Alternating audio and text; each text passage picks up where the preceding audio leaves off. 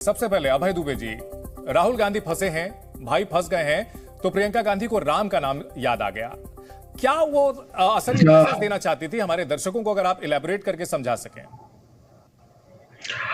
हाँ चंदन जी, राहुल गांधी फंसाए गए हैं ये कहिए, और वो भारतीय जनता पार्टी के द्वारा फंसाए गए हैं जिनकी सत्ता की सरपरस्ती में हिंदुस्तान से लुटेरे अंतिम पंक्ति में खड़े हुए लोगों के संसाधन लूट लूट कर एक एक करके विदेश भागे।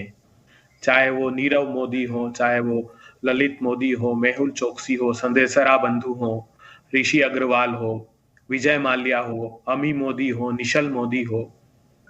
विजय माल्या को तो लुकआउट नोटिस रिवोक करके भगा दिया गया। सीबीआई जो ईडी अभी सब जगह छापे मार रही है, उसने पहले सीबीआई ने नोटिस लुकआउट का चस्पा किया सारे एयरपोर्ट पे, फिर विड्रॉ कर लिया, कहा गलती से हमने जारी कर दिया, और वो महान आत्मा 36 सूटकेस लेकर फरार हो गए। राहुल गांधी जी की अयोग्यता इसलिए निर्धारित की गई कि वो 7 फरवरी को अडानी के खिलाफ मुखरता से आवाज उठाते कि प्रधानमंत्री जी, जो लोग स्ट्रेटेजिक एरिया में काम कर रहे हैं, जो मिसाइल और रेडार अपग्रेडेशन का काम जिनको अडानी जी को सौंपा गया है, उसके साथ डूबीएस कंपनी इलारा है, 38 शेल कंपनियों से हजारों करोड़ रुपए का हिंदुस्तान को चूना लगाने वाले लोगों की जांच भी आप नहीं करना चाहते।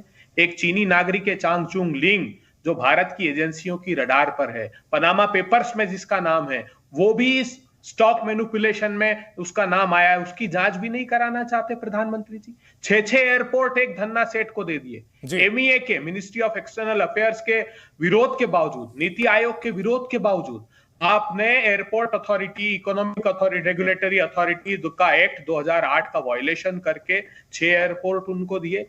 आप डीआरआई 2016 से कोल के, जो इंडोनेशिया से कोल है, ओवर इनवॉइसिंग करके अडानी की कंपनी ने मंगाया। यहां पर उपभोक्ताओं को ज्यादा बिजली का बिल उसका चुकाना पड़ा। प्रधानमंत्री जी, वो 1916 से जांच उसकी पेंडिंग है। ये मुखरता से जब राहुल गांधी जी सदन में प्रश्न खड़ा करते हैं तो भारतीय जनता पार्टी को इससे तकलीफ होती है। जहां तक प्रियंका गांधी जी का प्रश्न है, 1 सेकंड बस मैं जब परिवार का जवाब दे दूं। चंदन जी, ये लोग जानते नहीं है भारतवर्ष को, भारत की सनातन संस्कृति को नहीं जानते। प्रधानमंत्री जी ने जब साक्षात दंडवत किया था, लोकसभा में पहली बार गए थे, तो प्रधानमंत्री जी ने सर उठाकर जो लोकसभा के द्वार पर सूत्र वाक्य लिखा है, हमारे उपनिषद से लिया हुआ, हमारी सनातन संस्कृति सभ्यता से लिया हुआ, अयम निजा परोवेति गन्ना लघु चेत साम उदार चरितानाम तु वसुधैव कुटुंबकम। अर्थात उन्होंने कहा कि छोटे हृदय के लोग तेरा मेरा और परिवार की बात करते हैं, अपने पराये की बात करते हैं, लेकिन विशाल हृदय के लोग इस वसुधा को परिवार मानते हैं। इस पारिवारिक सांस्कृतिक पृष्ठभूमि से ही भारतवर्ष जाना जाता है। ये लोग तो हिरण्यकश्यपु के वंशज हैं, जो अहंकारी था, जो स्वयं को भगवान मान बैठा और खुद के बेटे को, अपने ज्येष्ठ पुत्र को अग्नि के हवाले। ठीक है, चलिए, बहुत अच्छी बात आपने कही अभय दुबे जी, लेकिन इन सबके बीच एक आधा सवाल जो मैं आपसे पूछना चाहूंगा। नंबर 1, राहुल गांधी को फंसाया गया या नहीं गया, इसके लिए अदालत में आपके पास जिरह करने के लिए पर्याप्त वक्त था, वहां पर अदालत की ओर से फैसला आया। नंबर 2, अडानी को लेकर आपने जो आरोप लगाए गए हैं और जो राहुल गांधी दावा कर रहे हैं, इसको लेकर के जी मीडिया संवाददाता ने जो सवाल पूछा था कि अगर अडानी इतने ही भ्रष्ट हैं तो राजस्थान और छत्तीसगढ़ में उनको ठेके क्यों दिए गए। नंबर 2, नंबर तीसरे, इन सब के बीच भगवान राम कहां से आ गए। राहुल गांधी का मामला पूरी तरह से सियासी है, आप लोग सियासी लड़ाई लड़ें, बीच में भगवान कहां से आ गए, राम और पांडवों को बीच में ढाल क्यों बनाया गया, मैं ये समझना चाह रहा हूं। सभ्यता की संहिता और नैतिक मूल्यों के नियंता मर्यादा पुरुषोत्तम राम बीच में आने का प्रश्न है? अरे वो तो समूचे भारत के कण कण में, रज रज में, हम सबके रोम रोम में बसते हैं जी। वो बीच में नहीं है। हम लोगों का मार्ग प्रशस्त कर रहे हैं, उनके आदर्श और उनके सिद्धांत जी। उनका वचन नहीं था, परिवार का, उनके पिता का दिया हुआ वचन था, और वचन की मर्यादा की रक्षार्थ, रघुकुल की रीत निभाने के लिए, अपने परिवार की रीत निभाने के लिए सत्ता को तज कर 14 वर्ष तक वन में चले गए जी। पांडवों ने क्या किया? पांडव भी कहते रहे, जैसे जिस प्रकार 4000 किलोमीटर की यात्रा करके राहुल गांधी जी प्रस्ताव लेकर गए थे प्रधानमंत्री जी, पांडव तो अपने परिवार वालों से लड़ सकते थे सर। पांडवों ने तो कौरवों से लड़ाई की थी, वो तो उनके परिवार वाले थे। बहरहाल राकेश सिन्हा जी भी हमारे साथ इस बड़ी बहस में जुड़ चुके हैं, आपके पास लौटूंगा सर। राकेश सिन्हा जी जवाब देना चाहेंगे, जो बातें दावे किए गए हैं, यहां राम का नाम लिया गया है, राहुल में राम नजर आते हैं प्रियंका गांधी को। देखिए, वास्तव में क्या है कि ये बोल रहे थे कनकन में राम है, लेकिन अयोध्या छोड़कर बाकी पूरे हिंदुस्तान में इनके लिए राम है। जिन लोगों ने भगवान राम के मंदिर को बनने से रोकने के लिए न्यायालय से लेकर सड़क तक और संविधान से लेकर आम जनता के ढाबे पर जाकर हर तरह की कोशिश की, वो आज भगवान राम का नाम ले रहे हैं। और प्रियंका गांधी को भारतीय संस्कृति का ज्ञान होना चाहिए कि भगवान राम पुरुषोत्तम मर्यादा थे। हम पुरुषोत्तम मर्यादा से सीखते हैं, उनकी राह पर चलने की कोशिश करते हैं, लेकिन आज तक भारत के इतिहास में किसी व्यक्ति ने किसी को राम नहीं बताया।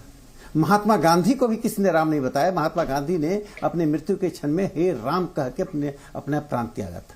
हम राम बोलते हैं अपने शुद्धिकरण के लिए, और आपने तो राहुल गांधी को ही राम बना दिया। इस पर क्या टिप्पणी किया जा सकती है?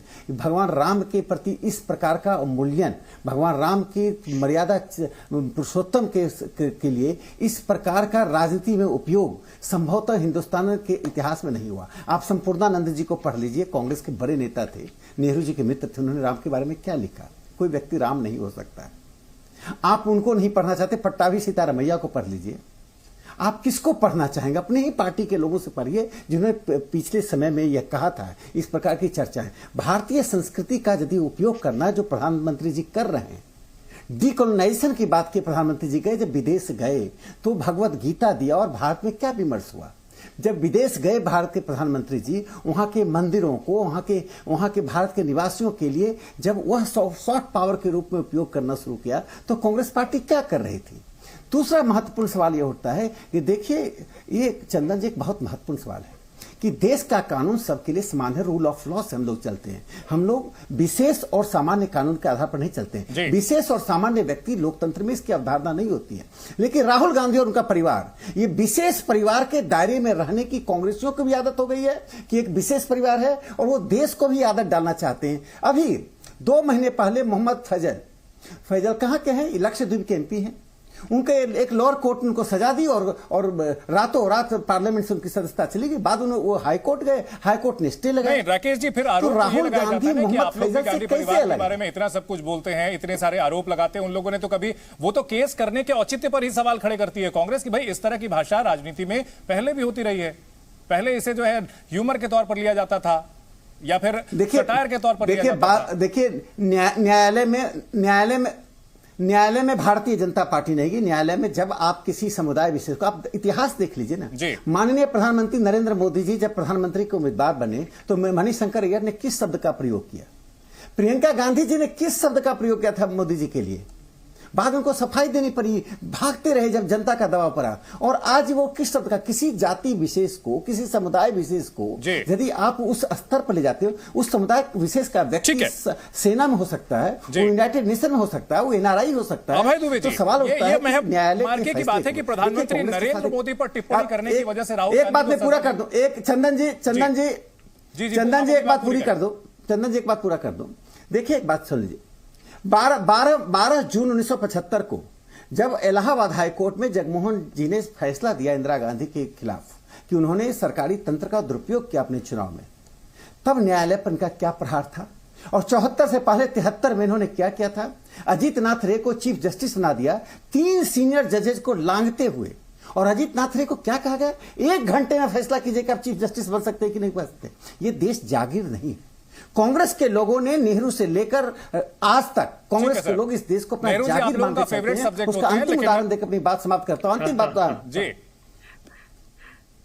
ठीक है, आपके पास दोबारा लौटेंगे सर, आगे भी लौटेंगे, सबको बहस में जोड़ेंगे। बर्मा के राष्ट्र जी, आपके पास लौटूंगा सर।